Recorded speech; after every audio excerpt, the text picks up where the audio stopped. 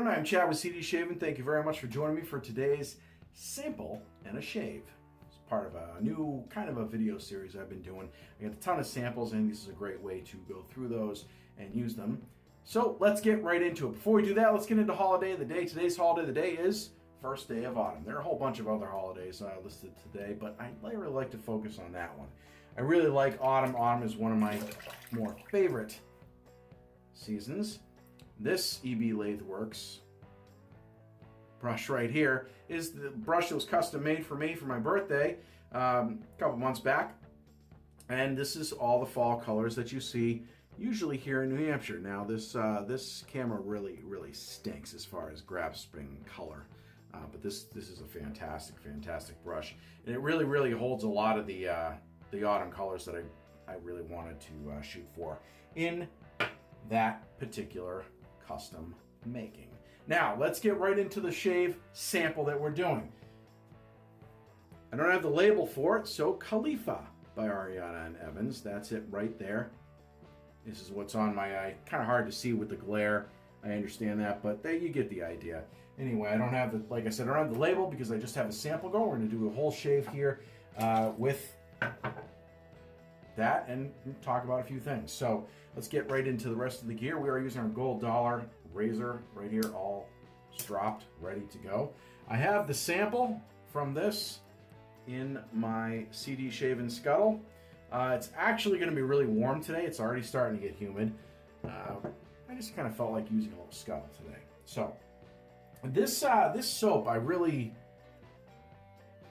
smelled it right away as I pulled it out of the package. Courtesy of Jeremy York, by the way. Thank you very much, Jeremy. This scent is awesome. So I'll see, Jeremy sent it to me in this, right? And then I'll read it to you. He says, shake the splash. But he describes it as a dark, alluring, and sensual scent. He is not incorrect. It is actually very dark, but it's not dark and unappealing. It's dark and, well, like he said, sensual. It's really nice. I really like this. It's very cologne-based, in my opinion, but it's not that sweet cologne scent that you might expect from something along the lines of a lot of Sterling stuff, for example. So, on my tablet here, I pulled up the site and just kind of looked at it a bit. And the scent that they describe it as, Khalifa is a mix of mysterious and exotic resins, tobacco, vanilla, oud, coffee, and incense. It's a dark, mysterious, smoky, woody mix that is reminiscent of a fine, niche fragrance. This is a luxury shaving soap that is unlike anything on the market. And I'd have to agree with that, Mr. Charcalis. And I can't wait to give this stuff a shot. It is tallow based and the ingredients are on the website. Feel free to check them out for yourself. I'll put a link in the description below. Now, as far as after the shave is concerned, here's the aftershave.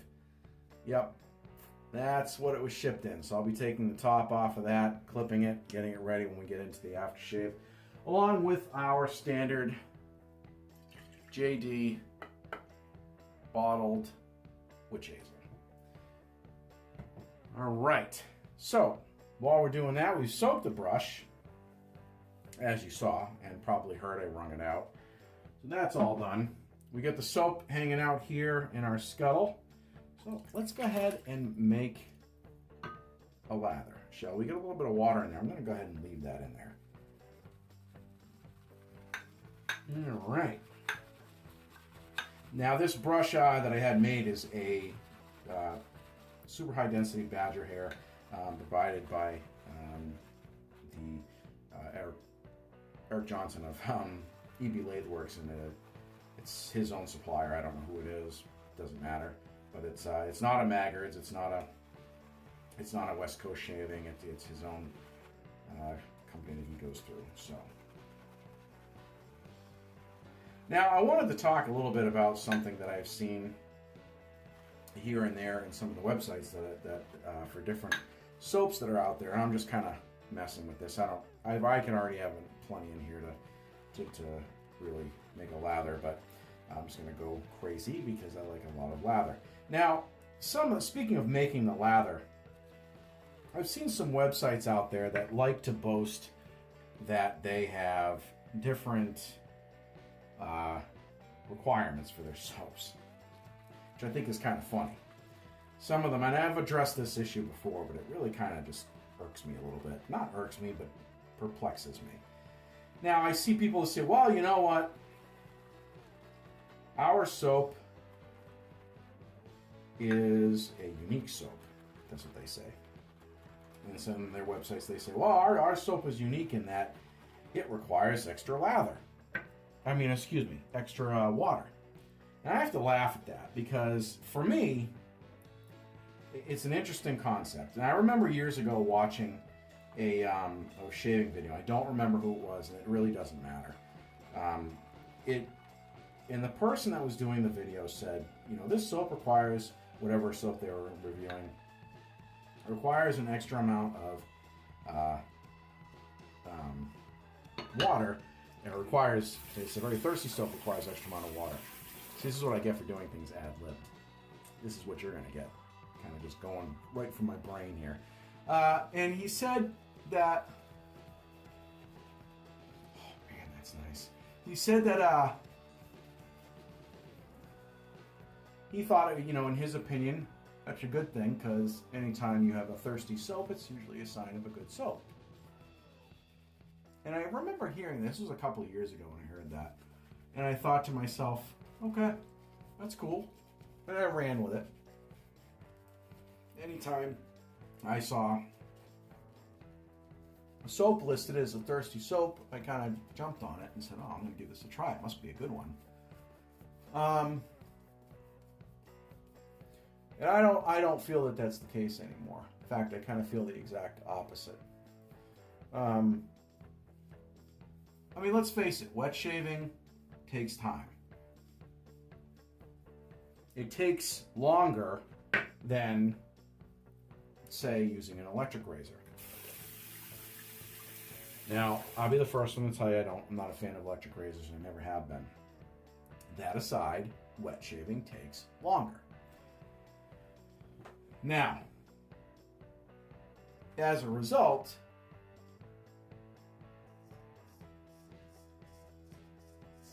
you end up with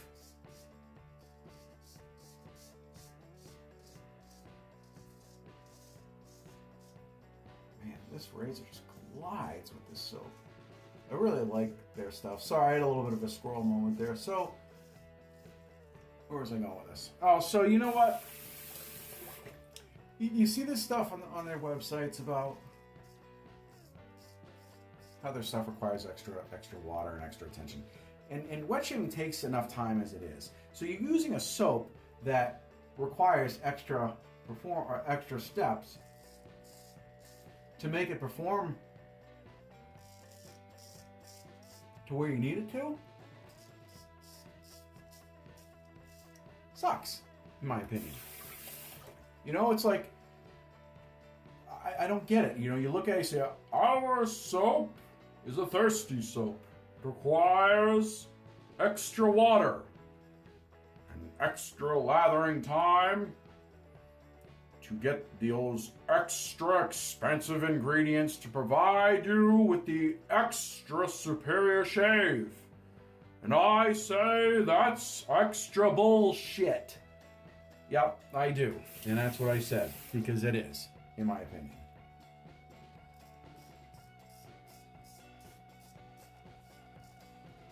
If you have to screw with a soap to get it to work, then why? Why bother? When there are plenty, and I mean plenty, of artisans out there whose soap doesn't require extra water, that works and lathers in, you know, well under a minute, and at least for me and a ton of other people. And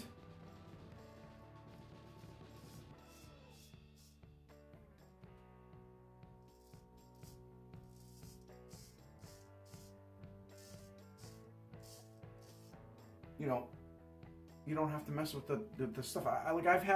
I've gotten soaps before that are really thirsty, and I'm sitting there adding water into it, and some soaps, or every soap that you get I get, I understand, you got to figure it out. You got to dial it in. I understand that. But, I mean, there's dialing it in and then there's being a pain in the ass.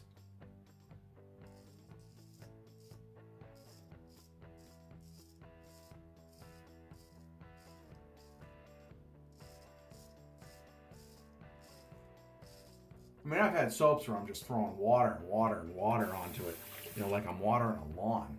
And I'm just sitting there going and going and going. If my wrist starts to get tired from doing that, it's not a soap for me.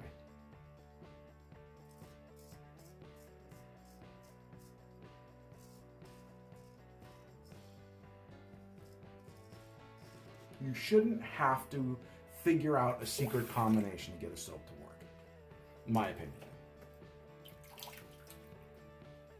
There's way too many soaps out there that are of good quality that you don't need to do that with. This is one of them. Anything by Ariana Evans, the club, in my opinion, isn't a thirsty soap. It just requires a standard amount of water to make it work, I think.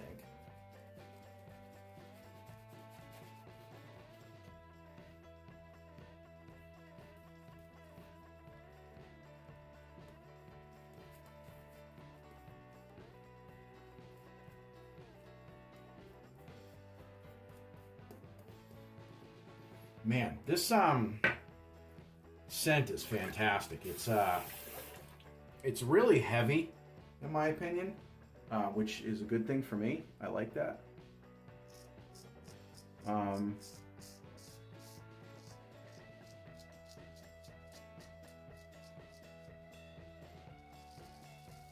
it's remaining so throughout the shave.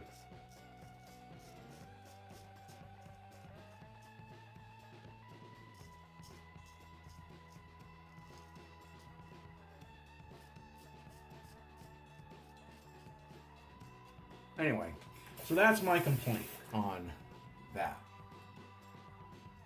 Secondly, since we got some more shaving to do here, something else, topic that kind of caught my eye this week. So this week, everybody knows who watches my videos, I tend to favor for a safety razor either the Gillette Slim or the Mule R41. Mule R41 works awesome for me. It is one of, if not my favorite modern razor. I don't have much experience. You know what? The Rockwell. I'd like to try that. I've never actually tried one of those. I heard that they're fantastic. And it's not a real high-end price one like Above the Tie or I've never tried any of those at all. Timeless is another one that comes to mind. I saw a review on the Timeless done by Chris Bailey. Looks cool. If I remember, I think he said he liked it.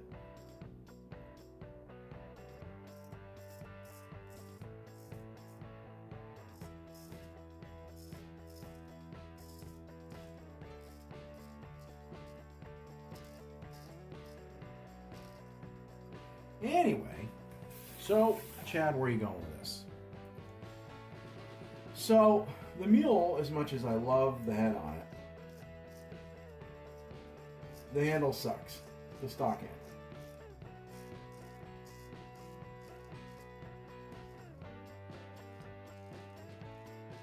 Always felt that way.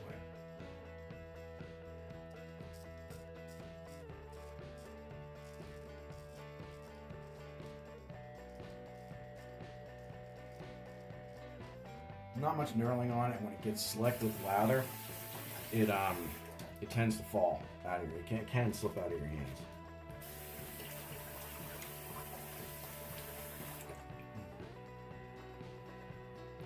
So again, what does that have to do with the price of tea in China?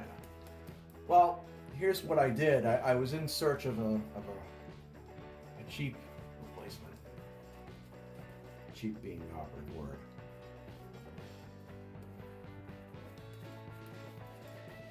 I didn't really want to have anything custom made for it, because I already have some custom projects going right now that are going to cost me enough money as it is. So I really didn't want to do that. So I went on to Maggard's and I bought one of their blue ionized, I don't know how the hell you say that word, but the blue handles anyway. It's in the other room, but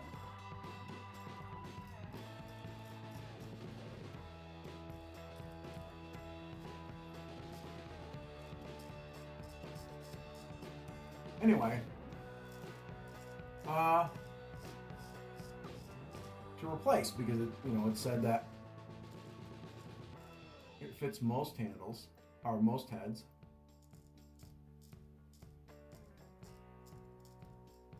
And I thought, rock on. And I love the color blue. So I bought it.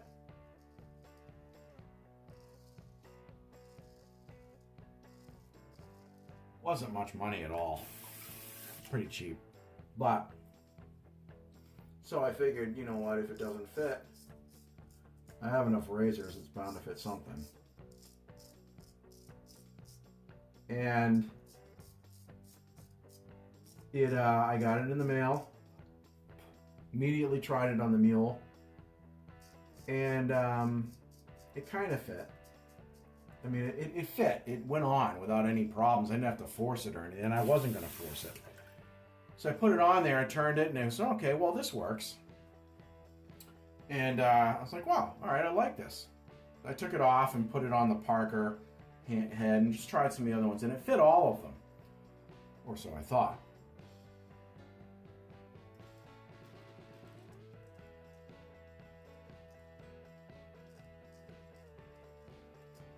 I used it for about a week.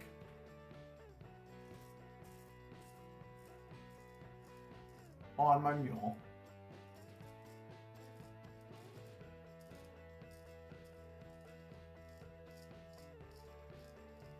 Without any problems.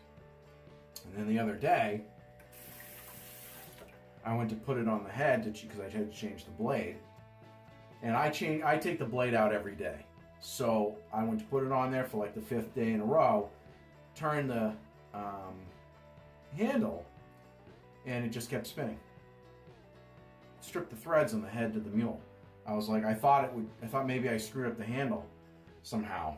So I took the head of the mule and I put the regular handle back onto it and it won't grab it now. So it screwed up the threading on the mule head itself.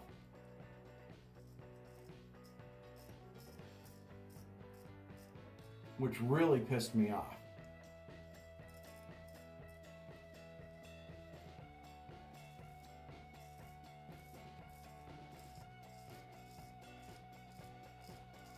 So I was as angry as I was. I know when it comes down to it, it's my fault.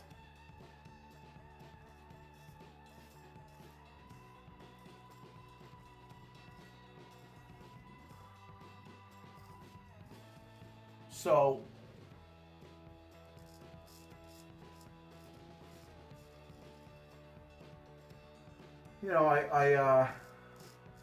I kept the handle. I mean, it does fit my Parker head pretty well without any problems, at least that I can tell.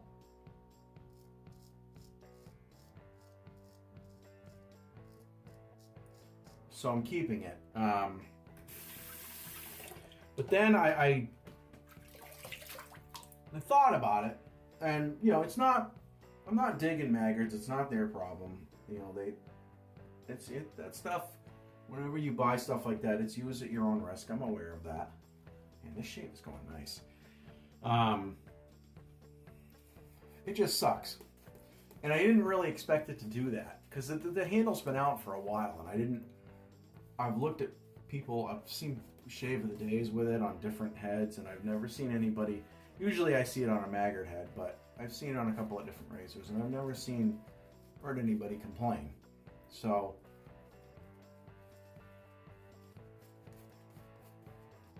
I thought, Yeah, this will be fine. So I guess what I'm getting at is if you're fairly new to wet shaving, or maybe you're into wet shaving and you have been for a while, you don't have a ton of money to spend, but you're like, you know what, this handle really, really sucks on whatever razor it is you're using. You want to be careful with the aftermarket handles. You know, whether you find it on AliExpress or whatever. My opinion, before you do that, before you go and use one of those aftermarket handles that Maggards or somebody else like that offers, one, read the fine print, which I did, but still. And two, consider having one made. If you're just looking for a no-frills one, I'd reach out, you know, something with just more knurling, just to be more for practical usage. I would reach out to somebody like Rod George, and you know what? And just be like, hey, look, I'm not looking for really a custom. I'm just looking for one that fits this head, that has more knurling in it. Do you got something lying around the shop that somebody didn't want, or maybe that you made that's not, you know, it doesn't have skulls on it or anything. It's just maybe it's a different color or something. And maybe they'll hook you up. I don't know. But at least somebody like that who makes razor handles will know what to take into account before you try to put it on there. And he, or somebody like him, might even be familiar with the head that you're using, and he will know whether he's got something laying around or not that will fit that or work well with that. Yeah, starting to fade on the slickness here because I'm talking too much. Hang on one second.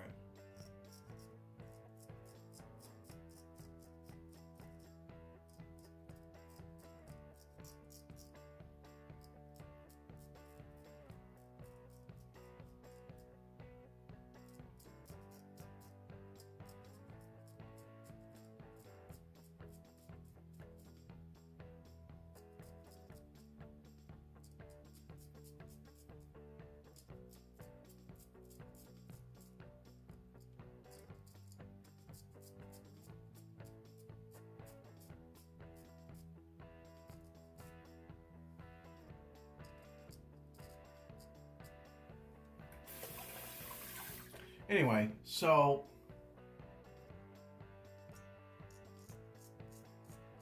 that would be my advice to you, is just be careful about what you put on there. Don't just Frankenstein it. Because you could nick myself a little bit. You could damage the razor head like I did.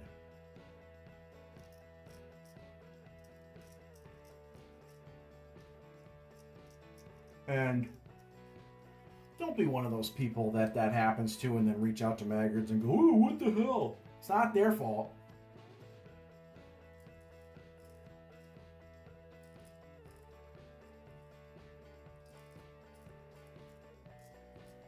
Not their fault you Frankensteined your razor and you frigged it up.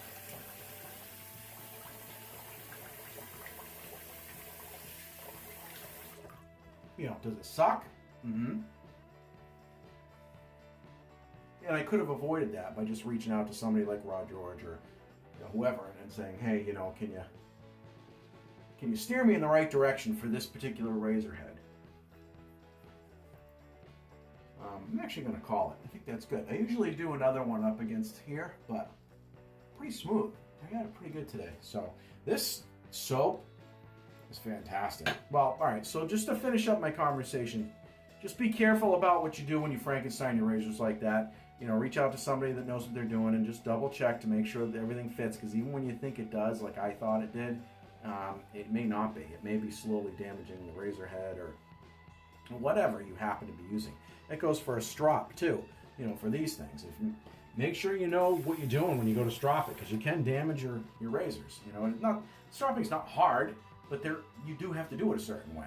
you know, and make sure you reach out to one or more people who you feel knows what they're doing, and ask them on the side, not in front of everybody, so that way no one's looking to bash any egos, and just say, hey, look, can you tell me how to ice drop, or how do I, you know, can you give me advice on this? Don't be afraid to do that. It's better than destroying a piece of product that you worked hard to pay for, like I did, and now I have to seek out a new one, either replacement or you buy a used one, which actually I am buying a used one. I've got one lined up already, but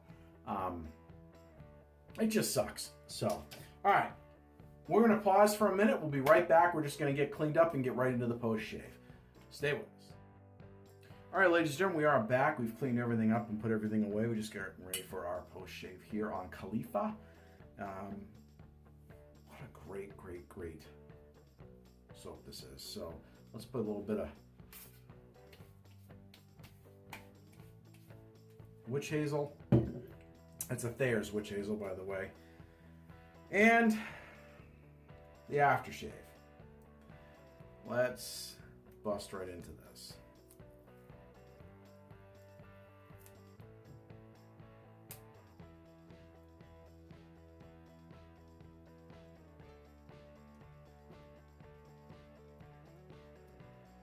That's kind of blocked. We can fix that.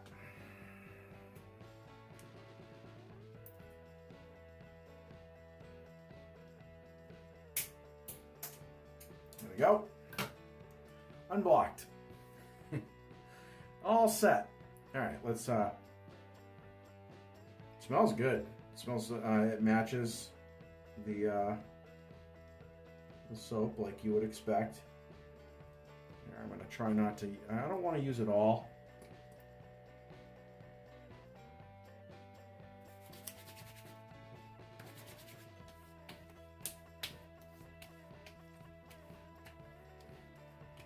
All right, the scent really busts out at you at first.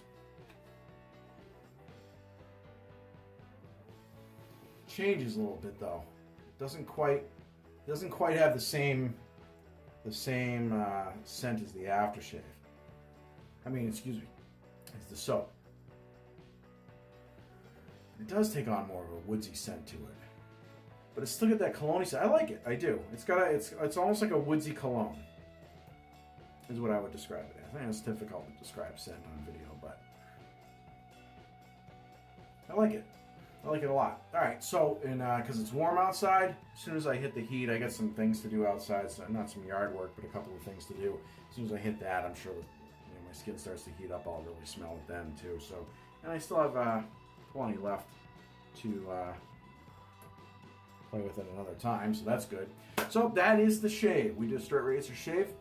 We did talked a little bit a couple of things along the way. Talked about Frankensteining your razors. We talked about extra care type of soaps. And if you missed that part, or you're just tuning in now and you're kind of going, what are you talking about? Go back and watch. You'll see. I'm not going to explain it all again. So, happy first day of autumn, ladies and gentlemen. Thank you very much for joining me. If you like this video, give it a thumbs up. If you haven't subscribed, please do so. And if you want to try any of Peter Tricalis's stuff via the club, Ariana Evans, I will put a link in the description below. And again, this soap is Khalifa. Give it a shot. I really like it. I think you will too, in my opinion, if you like cologne-based scents. Folks, if you haven't shaved and you do shave today, have a great shave. Have a great rest of the day. We'll see you guys and girls in the next video.